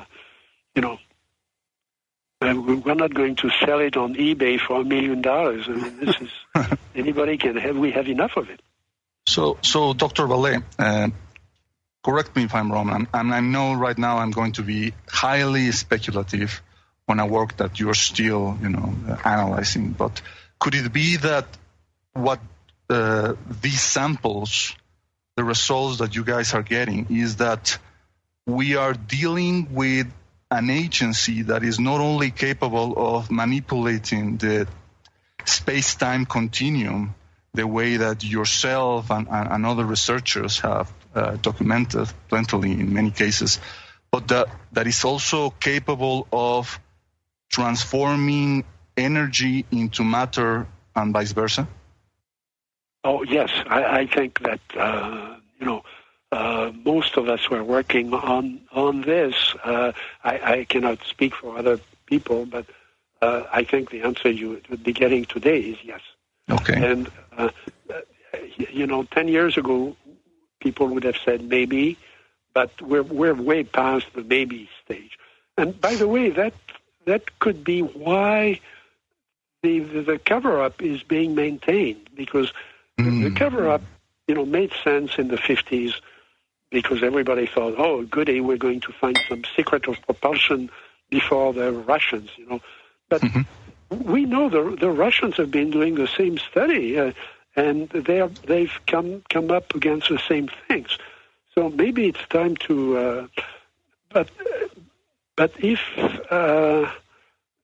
those things are opened up, the public is going to demand, we've been paying for all this stuff as taxpayers, tell us what it is and what it does, and there may not be an answer. Because if, I have to assume that there are scientists in the government who've been looking at this. In fact, I know there are scientists in the government because I've spoken to some of them. And they haven't violated any great, secrecy. I mean, they wouldn't. But they've shared their puzzlement about what the state, of their research. And if they must have found the same thing we're finding, maybe 10 years for us, and there is no answer to that. I mean, how do you do that? And why? I mean, why would you separate the isotopes of a common metal and re-engineer that metal to create this kind of crazy alloy? But there is no question that's what we're finding. And there is no pattern. So, I'm in Silicon Valley. I know, I've been in Silicon Valley in, several dozens of years. I've financed a number of high-tech companies. I have access to those people. They trust me. One of the luminaries of Silicon Valley, a physicist, was involved in the early semiconductor breakthroughs in Silicon Valley, told me, look, Jacques, suppose you test one of those things and you find 10 features that are completely novel in physics. How do you know which one is significant? Unless the thing, starts levitating or something. And that would be nice, that would be nice, but we're not there yet. How do you know? So you find some weird configuration of molecules. How do you know what it does? How do you know if it's a shield against radiation? How do you know if it's part of a propulsion system? How do you know if it's a guidance system? How do you know if it's something that's interacting with the brain of the pilot, assuming there is a pilot? No, you can't, as somebody put it, it's like you give a garage door opener to Leonardo da Vinci. What is he going to do with it? So now I'm still, that's why I got into science, is because I like that kind of mystery. I like to work with people like me who like that kind of mystery, so I'm not going to be discouraged by that. I think it may be a test. And in some ways it doesn't matter. I mean, in some ways it's the question. It's just the figuring out that something is a mystery that cannot be solved on this planet. That's the main thing. I mean, once we get past that, then we can figure out, what it's supposed to do. Well, how do we know that it cannot be solved on this planet? I mean, let's go back to John Keel with his ultra-terrestrials. Maybe there is a hidden civilization at the bottom of the ocean that's been doing this for thousands of years. Or maybe, there is another universe 5 minutes ahead of us that has a gateway where, they can come in here. Maybe that's what UFOs are. Maybe they are gateways and not craft. Yeah, I should have said that, maybe the people who own those things from, let's say Roswell for convenience. Somebody owns, whatever crashed in the desert. Now, there will be two kinds of people there. And there will be the people who want to get to the propulsion system before the Russians, or the Chinese, But good luck. Maybe those things, how do we know they have a propulsion system? It's like somebody from the time of the horse and buggy, propulsion, looking at a Lexus, late model Lexus, looking for the horse. There isn't a horse, okay? So I think it's kind of stupid. And whenever there has been a project, a Pentagon project, it has all been, let's come up with the categories, and the categories are, propulsion and energy generation and so on. Maybe they don't have that. I mean, if it's a topological engine, you really don't need propulsion. You can rotate into a fifth dimension, and you're gone. You don't need an engine, with a piston and fuel and all that stuff. There was an article that I still can't believe that guy wrote that. There was an article in Science magazine in the 60s, say around 60, 65, 67. Science magazine, the standard for American science, from a very well-known, celebrated physicist, American physicist, member of the Academy of Sciences. And he said, there couldn't be UFOs because when we go to the site where the witness says he saw something, we don't find traces of propellants. He actually, Jesus. And they printed that in Science magazine. And that's what, the skeptics, are still at that stage. If you don't leave, traces of propellant in the desert, you couldn't have had a spacecraft. Well, yeah, our spacecraft use propellants, but remember, our spacecraft are based on the design of the ancient Chinese of 5,000 years ago, that they had rockets. I mean, they were launching rockets. And mostly for fireworks, but that's good enough. I mean, you can, with, that kind of rocket, you can go pretty high in the atmosphere. And that's essentially the same thing we're doing. Now we're guiding it with computers and all that stuff, but essentially, you take a cylinder and you fill it with something and you set fire to it and it goes up in the sky. And we're still stuck with that model, even the Pentagon.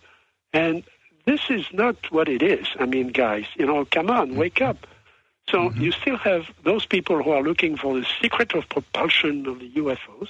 And then you have the other people who are more Silicon Valley types who are looking for the intellectual property. We're going to study this and we're going to find the IP and we're going to patent it and we're going to make billions of dollars, which is another stupid thing.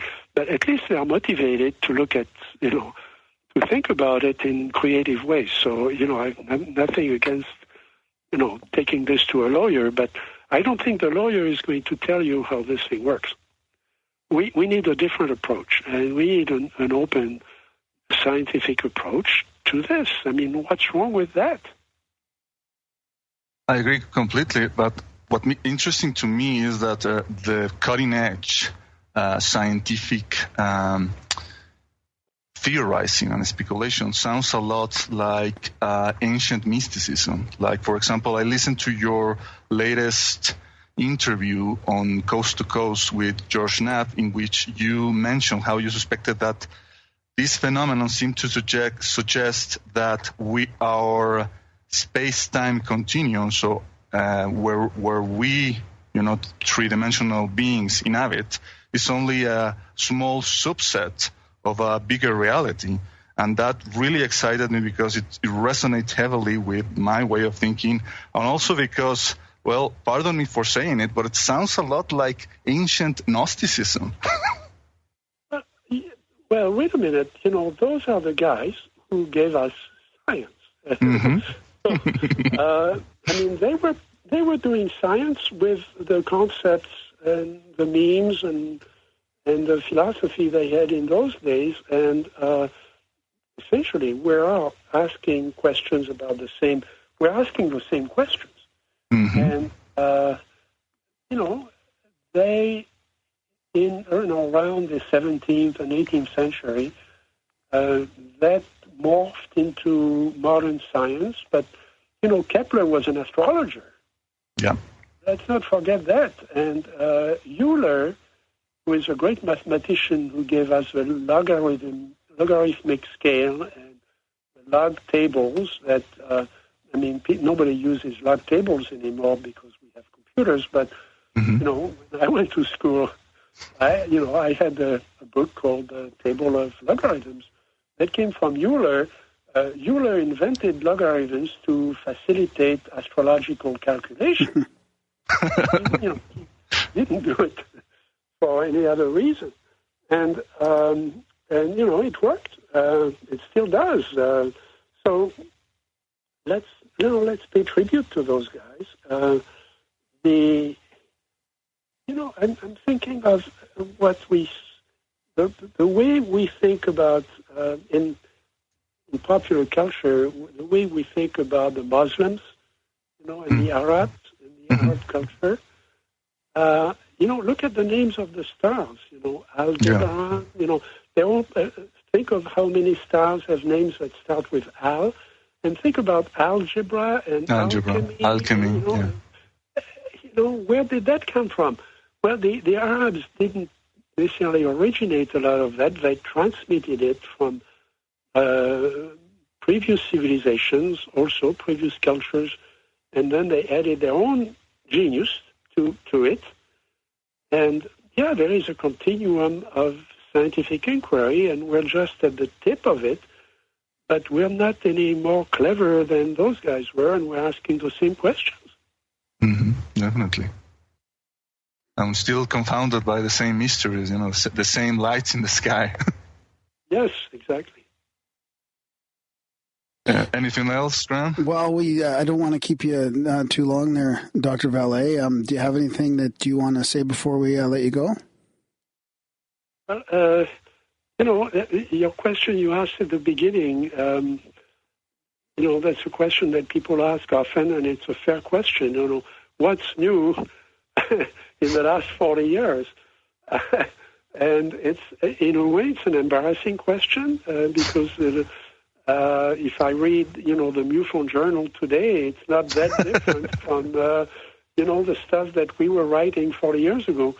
But, we have to do that. We have to just keep documenting what we have. I think we have new concepts. I think that organizations like MUFON and the others around the world are doing a great job of, maintaining, because the newspapers are not interested anymore. Yep. I mean, if it doesn't get resolved, quickly, they go on to something else.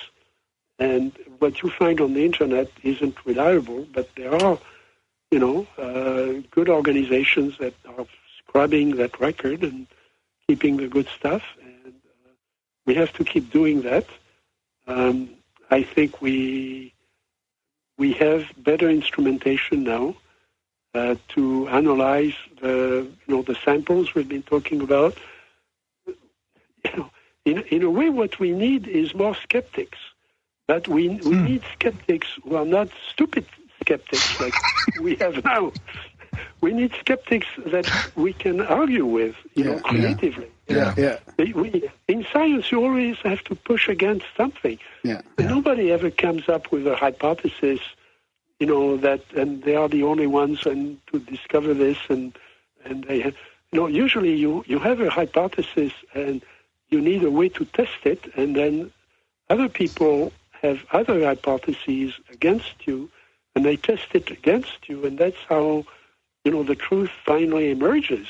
And we need the dialogue, which is why I say we need other labs to get involved and redo the experiments we're doing.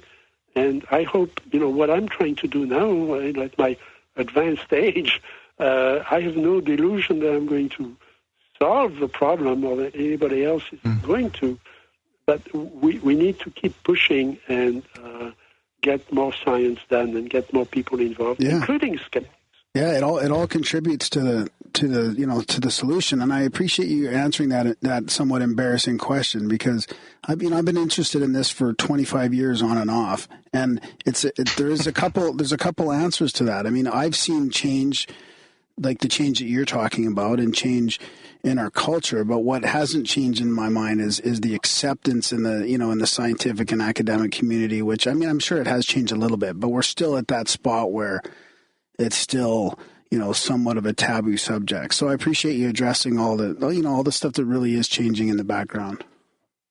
And the science itself changes. I mean, 40 years ago, we were teaching at Northwestern, certainly Dr. Hynek and I and others were teaching that any slowly rotating yellow star that you saw in the sky probably had a planetary system around it.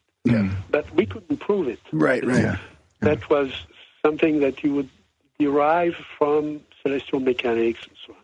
Well, today, there are catalogs of something like 5,000 planets that we can actually see, or we can actually detect it. Yeah. May not be able to see it yet, but someday we will. So the skepticism has been eroded in science, and now they are teaching that because that's an exciting field. So that opens up the question: is there somebody living there? And what is life anyway? And you find out that they don't have a good definition of what life is. And that's embarrassing too. You find life at the bottom of the ocean when there is no air and no light. That's not supposed to happen. And you find life in outer space, not in outer space, but you find the components of DNA in outer space, complex molecules. Now, if I had said that when I took exams in astrophysics, I would have been thrown out. I would have thrown Astrophysics 101. But now we know that that's true. And that, if the components of DNA are there, and that, drifts down to a planet that has an atmosphere, what happens? So it's much more open. And the skeptics have to be a little bit more agile and a little bit more open-minded. And I think maybe that's the main change in the last 40 years. Have you tried any of the CSETI stuff or looked at any of that? Yes. Well, there are people within SETI, but there isn't one SETI anymore. There are 3 of them. I'm talking about the official astronomical SETI. It turns out all of them are in San Francisco, which is interesting in terms of culture. And that's exciting, and they have to be open-minded. So, I have hopes. Well, I think that they were referring to Stephen Greer's CSETI and his protocol. I'm not referring to Stephen Greer. I have mixed feelings about what the people see when they go out on the hilltop and they look at the sky. I haven't seen any evidence of that. I'm talking about SETI, the scientific search for extraterrestrial intelligence. Yeah. No, they are defining it strictly as extraterrestrial, which means they don't really want to look at UFOs. But that's changing. Well, there's some big telescopes coming up soon as well, that might change everything altogether again. It's not extraterrestrial. What good's a telescope, though? Well, when we get to the point where we can analyze or distinguish some of the gases in the atmospheres of exoplanets, I think that will, again, be another step forward. Yeah. But of course, I think there should be a dialogue about the reliable UFO sightings. Yeah. True. So, but I'm hopeful that dialogue, and it can be a sober dialogue without people yelling at each other. That's what that would be a breakthrough. Definitely. Yeah. Okay, I have to go, guys. Yeah, thanks for staying on long with us, and we'll put links to all your stuff in the show notes as well. And we really want to thank you for coming on. Thank you very much, and thank you for your questions, and thanks for what you're doing. Okay, excellent. Been an absolute pleasure, Dr. Vallee. Hey, good night. Good night. Good night. And that was our chat with the one and only Dr. Jacques Vallee. What do you think, guys? This is a big one for you guys. Well, I should have clarified my question to him about I just want to bring that up right away before I forget. About the question of whether isotopes have been rearranged or molecules have been rearranged in something. It's funny how those guys in the scientific community go directly to, well, how are you going to figure out whether this or that was the intention or what that's for? I mean, to me, the most important part, and I shouldn't have said planet, I should have said something like paradigm or our what we know of can be human-made, like something that shows there's an extra intelligence somewhere. That should be the real quest for proof on that. It's more likely we'll find ruins. No, I think that what these guys are uncovering is that this intelligence is capable of manifesting objects, out of thin air, literally. It's alchemy. It's the ultimate alchemical trick to create matter out of energy, and vice versa. Yeah. So maybe what they're saying is, no, these are not craft coming from took off from the planet X in the Y galaxy and then landed here and left their trash and they didn't clean up when they left. Is that this intelligence manifested something that resembles a craft, or maybe it's interpreted as a craft by the witness, maybe because the phenomenon is mimicking the expectations of the witness. Exactly. By the way.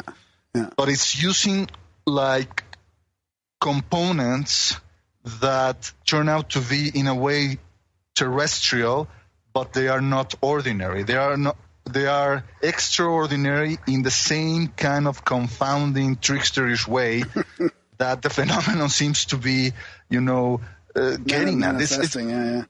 Yes, what they're saying is, okay, so maybe the U.S. Army has like 100 crashed saucers in their hangars, right? But they can't do anything with that because, number one, they found they're made of terrestrial components, and number two, they found there's not actually a motor or a power source. So it's how is this like? Or communications nothing, desk or anything, Yeah. We have the stories, and I don't discount them. That there is no control panel, there is no stick. It's more like the Ujang Bong from the Star Wars episodes. It's like a living craft in a way. Oh my God, man! I was watching Netflix last night. I'm intending to rewatch Star Trek: The Next Generation, the whole 7 seasons. And the first two episodes Encounter at Farpoint, it's so far out because they talk about this living craft, that capable of creating things, by sheer thought. That was the whole idea of the first 2 episodes of Star Trek, and I was like, wow, they were touching those ideas out there, spacefaring civilization like the Federation of Planets, the guys, us in the 24th century is still encountering something so alien and so incomprehensible, that the technology that it seems to exert, it's sheer magic. Yeah, that's unreal. So the other thing, Darren, so if I watch the first 2 episodes, I can get that then? Like the first 2 episodes of Next Generation, is that what it is? Yeah, the first Encounter at Farpoint. That's hardcore 90s, baby. Yeah. 93, baby. Yeah, I've seen them all. Yeah, I was watching some of that. It's my favorite one. Yeah. I can't believe it's that old now. Getting back to our conversation with Dr. Jacques Vallee, I think we were lucky that he gave us a little more extra time. Yep. Out of the allotted expected time that he was going to talk to us, and I guess I covered like 5% of my questions. I guess I needed 2 extra hours to really milk the man. Yeah. Well, I tried to stay away from it, and then of course, Darren brings up the whole CSETI thing again. I think you missed how I said keeping personalities and organizations out of it. I'm trying to get it to a people's movement and take away, all that and see what he says, Fuck that. I wanted a CSETI answer. Yeah, you didn't want to go there, That's good to know. It's refreshing. Yeah. Well. For what it's worth, I was, thinking about asking him about Tom DeLonge and the whole thing that the guy is promising to have this big reveal, and he seems to be in cahoots with people in the know, in the government. And some people were speculating that Dr. Vallee was involved with that, but he, was very adamant in that interview that I mentioned with George Knapp on Coast to Coast, that he has nothing to do with that. He was only asked to write the foreword of DeLong's book that he co-wrote with Peter Lavenda, and that's it. But I wanted to ask about his opinion on whether he thinks that Tom DeLong is going to be the next Paul Benowitz. In other words, the next someone who is an unwilling agent of disinformation. Yeah. Yeah, he seems to be, I don't know, I don't want to say, but losing it a little bit. He was getting super political there, which it makes me wonder about, Podesta and Clinton and all that whole crowd of disclosure advocates. Well, Ms. Vallee is totally, skeptical about the whole disclosure thing. Yeah. I mean, take into consideration that he once was promised, or he was lured by someone, a general, someone in the Air Force, to hand him and Dr. Hynek an actual film of a UFO landing. the infamous Holloman tape. Yeah, so he was the second person who was promised the tape. Jeez. But since he didn't have any reassurance from the people in the government that they were going to give them, they were, being very obscure and oblique about it. They told them, to get lost. They said, well, good luck with that, but we are not going to risk our reputation in something in which, it seems that we are just being played with. Yeah. It was really fascinating talking to him about, what a great opportunity to get to talk to somebody like him who's been, in the circles, been on panels with McKenna, and he's talked to Keel and Dr. Hynek. I mean, Spielberg, like it really is. Yuri Geller. It really is Yuri Geller, a generation. Hal Buther, Vanessa Rai, and all of that. A generation of people that were really shaping our view of consciousness and reality. Crazy. Ingo Swann. Swann taught him to remote view. Yeah, I mean, it's just fascinating. Mm-hmm. Yeah, it was a huge honor, and I admit that I was very nervous at the beginning. Oh, me too. I just stumbled across it for sure. But that's okay. It's all done now. Oh, you guys did great. That was a fun one. It's just great how open-minded he is about the the reality. He's not very dogmatic, but I mean the one thing that shocked me was how I don't think he understood the paranoia of the UFO groups and not giving up material. Like on one hand, he admits there's a cover-up, but on the other hand, he's like, well, I'll just hand it over. I'll just FedEx it to this lab in Poland. Like, I mean, that's, that would be like people, and I mean, imagine just, being in a UFO group and you've got this material that's supposedly from a craft of some sort, and you're just going to hand it over to somebody to ship around the world. Like, that's pretty, We should get our hands on some of that. Hey, you want some for the studio? Yeah. Well, I wanted to ask him, what's the last time that we actually had a case in which there was some physical evidence left? Because he's talking about Ubatuba, and that's 1957, man. I know. It's been a while. I've always had the initial reaction that whenever I hear of those types of incidents, that it's man-made, like it's some sort of secret man-made stuff that's not working properly. When you get the people with the radiation poisoning or the people with physical, problems from their sightings. The famous Cash Landrum case, right? Yeah. I'm very partial in that particular case, maybe only that one, and that was probably a man-made secret project because of the radiation that those witnesses suffered from. Yeah. So I think maybe I'll ask in my next CC. Should I even say it? Maybe not. But I think I'm going to throw the intention out there that we want a physical specimen. All right, you don't have to land. You don't have to land. Just throw me some slag.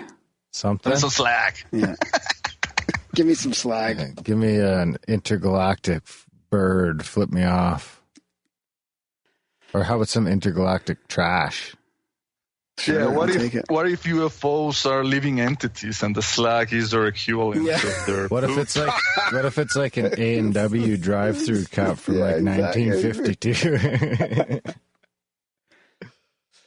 All right, well, that was a good one. Yeah. Thanks for joining us, Red. Yeah, for sure. Oh man, it was my absolute joy and pleasure. Bingo bango. Check out grimerica.ca/support, guys.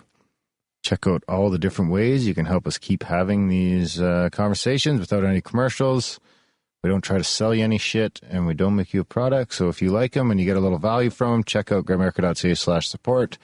Sign up for a monthly if you can. Everything from $1 a month to $30 a month. If you don't want to do that, you can do a one-time donation. And if you don't have any money, that's fine too. Just spam Graham. Review the show. UFO sightings and you guys need to tell people about the show. It's important. Yeah, that's our most important marketing Seems like you guys campaign. aren't telling people about the show anymore. That's the problem. You need to keep telling people about the show. Either by signing them up for the newsletter, grimerica.ca/news. You just punch the newsletter in there. Done. Or you just throw that shit on Facebook, Twitter, whatever, wherever you are. Spread it around.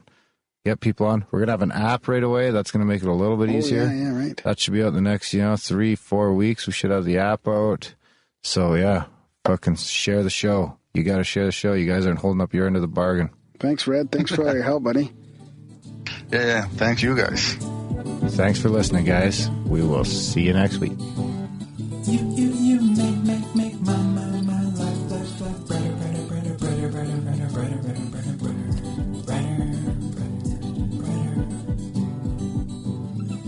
Me over by the pumpkin patch, we'll wear straw hats, we can sip on apple cider, apple cider.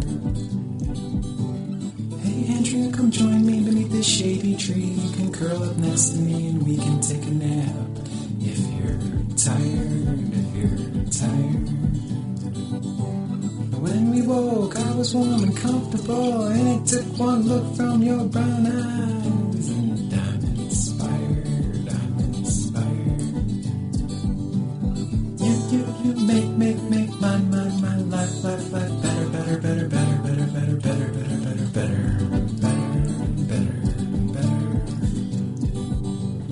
Dearest Andrea, my heart goes thumpity thump. Simply me, now that's what I call it. A love letter. And I sat down next to her and I said, do you come here often? And she spoke. She pulled me in as if her beauty was a rope. The day I met her. You make my life brighter.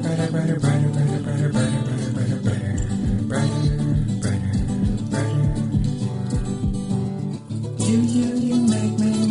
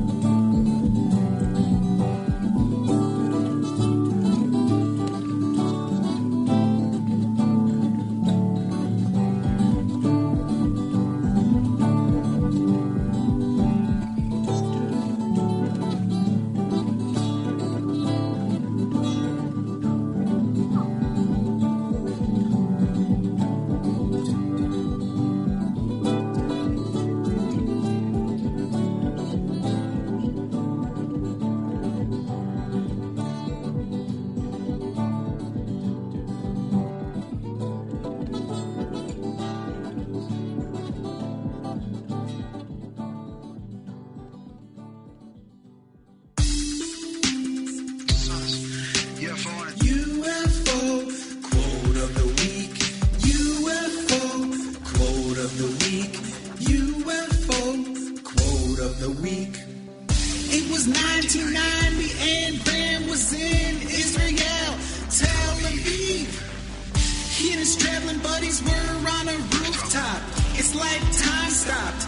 first, Graham didn't see it, but his friends did see a UFO, most likely ET. Graham prayed to the sky. Papa said, I want to believe. Now this UFO had a trick up its sleeve. It came back swiftly. Please come back. Up over the horizon. Through the thin haze of clouds. It was polygonal. It was crystal clear, like the shape. Its shape was a dodecahedron. Dodecahedron. Like a 12-sided dice. Dodecahedron. Dodecahedron. This UFO was traveling for eons. Dodecahedron. Dodecahedron. Dodecahedron.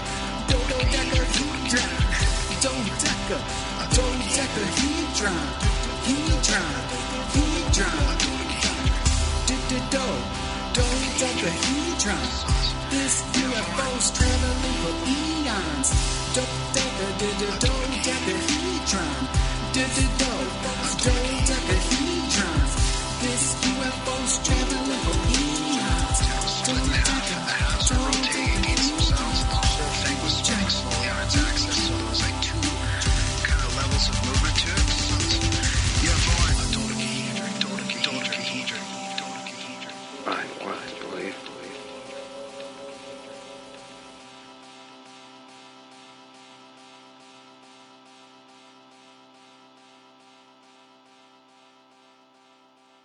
Spare